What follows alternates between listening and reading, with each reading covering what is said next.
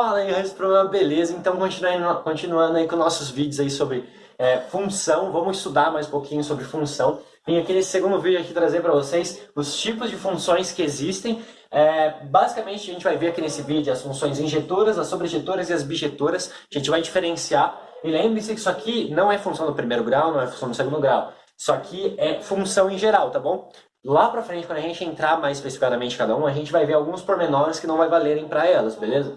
Mas vamos atentar aqui agora para os tipos de funções. Mas antes, eu queria falar para vocês que às vezes o enunciado do problema, a questão, às vezes a questão do vestibular, ele pergunta para você o que é função, o que não é uma função e tal. Mas basicamente aqui só entrando, só deixando uma ponta, só abrindo uma ponta aqui para a gente explorar um pouquinho mais depois, o que não é função. Basicamente não é função quando a gente tem um x. Quando a gente tem para um x dois valores diferentes de y. Isso aqui não vai ser com função. Por exemplo, aqui ó, em par ordenado, ó, x1, y1, coisa aqui, ponto e vírgula, x1 e y2. Isso aqui não vai ser função. Quando a gente entrar ali e ver aqueles gráficos, ver ali no plano cartesiano, a gente vai ver que o x ele não pode ter mais de dois valores para o x. A gente só pode ter um valor para o x, senão não é uma função. Mas isso daí a gente vai aprofundar um pouquinho mais para frente, beleza? Então vamos lá. A função injetora. O que é a função injetora? Basicamente aqui eu tenho o domínio, o contradomínio, eu já li isso aqui com vocês, explicando cada parte. A gente tem 4 valores aqui no x, poderia ser quantos valores vocês quisessem, mas a regra, pessoal, da injetora aqui é que para todos esses valores de x tem que existir um e somente um valor em y. Aqui, ó, para todo elemento em x, há um e somente um correspondente em y. Bom, pessoal, eu estava editando o vídeo ali e eu vi que foi uma ponta meio solta e eu vim aqui complementar para vocês. Basicamente, eu escrevi ali no quadro que para todo valor em x, há um e somente um valor correspondente em y. Porém, basicamente, também é o contrário, que para todo elemento em x, para todo elemento em y, há um e somente um em x também, beleza? Só para vocês terem isso em mente, que eu acho que não ficou muito claro, beleza? Ou seja, e tem que estar relacionado, esse x ele se relaciona com esse y, esse x2 ele se relaciona com esse y2, ou seja, cada um tem seu y correspondente, eles não podem se relacionar mais de uma vez. Por exemplo, se eu tivesse isso daqui, ó, deixa eu pegar aqui a caneta preta, se eu tivesse um x2 aqui, ó, um x5, e ele se relacionasse, ó, com esse y aqui, ó, isso aqui não seria mais injetora. Por quê? Ainda continua sendo função, porém não seria mais injetora. Por quê? Não há somente um correspondente para ele. Porque aqui ó, você pode ver que esse y aqui faz parte de 2x e não pode isso, beleza? Então, deixa eu apagar isso aqui para continuar sendo injetora, beleza? Presta bastante atenção, pessoal, porque isso aqui é importante para que a gente entenda mais para frente as funções. Então, vamos ler aqui, eu tento explicar agora mais por cima, algebricamente, fazendo um pouquinho mais sentido. Bom, para todo valor, para qualquer valor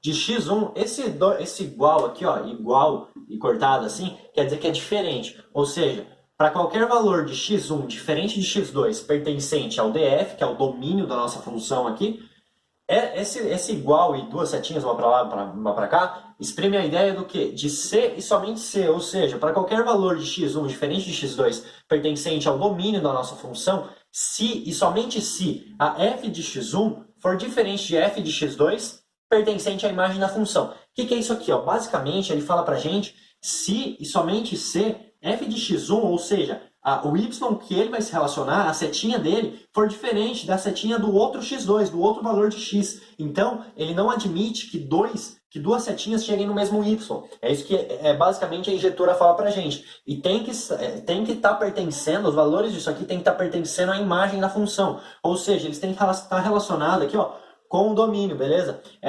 E às vezes você pode encontrar em diagramas y, assim, valores de y que estejam sobrando. Mas isso daqui não vai interferir em nada para ser injetora. A única ideia para ser injetora é que para todo elemento em x, há um e somente um correspondente em y, sem haver duas setinhas apontando para o mesmo y, beleza? Então, basicamente é isso aqui, injetora. Agora vamos para a sobrejetora, entender um pouquinho mais e fazer ali a distinção entre injetora e sobrejetora, beleza? Bom, então vamos lá, pessoal, vamos aqui ver sobre a sobrejetora agora. Bom, a sobrejetora, exprime a ideia que a gente ainda tem aqui nossa mesma estrutura aqui, só que algumas coisas modificadas, algumas coisas diferentes, mas ela diz basicamente o quê? Para todo valor de y do contradomínio deve haver pelo menos um. Deve haver pelo menos um. Pode ser 2, Pode ser 3, mas deve haver pelo menos um, não pode ficar sem. Ou seja, a gente não vai poder ter nenhum y aqui sem se relacionar. O que a sobreeditora vai falar para a gente? Que para todo valor de y, do contradomínio, deve haver pelo menos um. Ele fala pelo menos um, pode ser 2. Pode ser 2, ali está relacionando junto com ele também. Deve haver pelo menos um valor de nx, ou seja, quando ele fala que deve haver pelo menos um, a gente não pode ter nenhum y aqui que não esteja sendo relacionado. Porque se a gente não tiver nenhum y aqui, a gente vai ter... Se a gente tiver um y aqui que não esteja relacionado, a gente não vai ter uma função sobrejetora a mais. Então, tipo, basicamente isso, não pode ter nenhum y aqui que não esteja relacionado com o x. Então vamos ler aqui para mim dar uma explicada mais aprofundada. Para qualquer valor em y pertencente ao contradomínio da função, implica que existe pelo menos um valor em x pertencente ao domínio da função. Ou seja, ele fala basicamente aqui que para todo valor de y pertencente ao contradomínio, tem que existir pelo menos um valor em x ali. Beleza? Tem que existir pelo menos um valor em x que esteja relacionando ele. Aqui, por exemplo, a gente pode, isso aqui é permitido na função sobrejetora, que tenha mais de um x relacionado com o mesmo y. Porque aqui ele não fala que não pode isso, aqui ele fala que deve haver pelo menos um. O que não pode, realmente, o que não pode necessariamente é ter um valor de y aqui que não esteja sendo relacionado. Porque se tiver, não vai ser mais função sobrejetora, beleza? Então, vou apagar aqui o quadro, agora a gente vai para a bijetora. Bom, pessoal, então vamos lá dar uma estudada aqui ó, agora ó, na função bijetora. Basicamente, pessoal, a bijetora é quando ela é injetora e sobrejetora ao mesmo tempo. Mas, Saulo, é possível ter isso? É possível. Vamos lá, vamos relembrar aqui o que eu falei nos últimos dois quadros aí. Eu falei que eu dei o conceito aqui de injetora, de sobrejetora, e agora vamos ver aqui, ó. Eu fiz aqui, eu reciclei aquele outro diagrama do quadro passado, pra gente fazer aqui agora a bijetora. Então eu vou ler aqui com vocês e vamos analisar esse diagrama aqui para ver se ele está de acordo. Então vamos lá. Para toda da injetora, ó, a definição de injetora. Para qualquer valor de x1, diferente de x2, pertencente ao domínio da função, até aqui tudo bem. Todos esses valores aqui de x são diferentes. x1 é diferente de x2, diferente de x3, diferente de x4.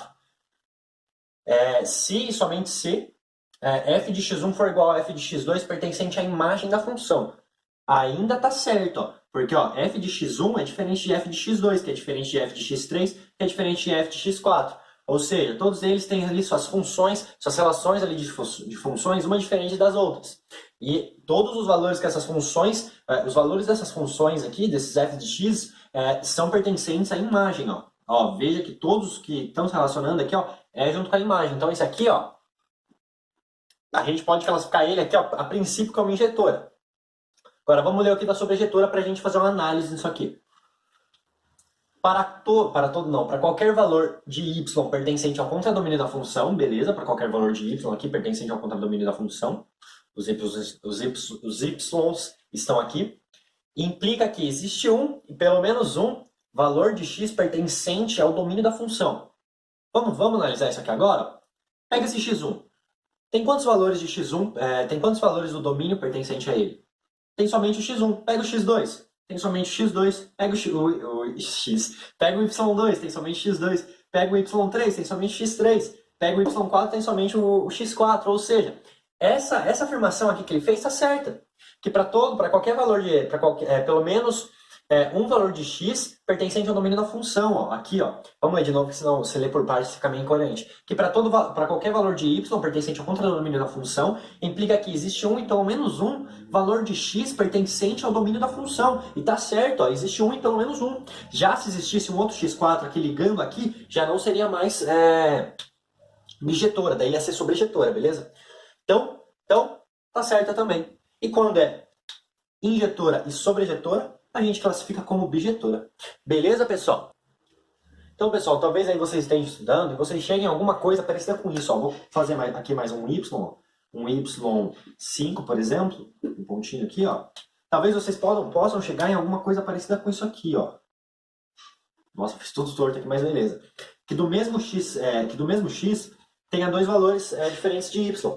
Porém, isso aqui não pode, tá, pessoal? Lembra que eu falei lá no comecinho que para ser uma função,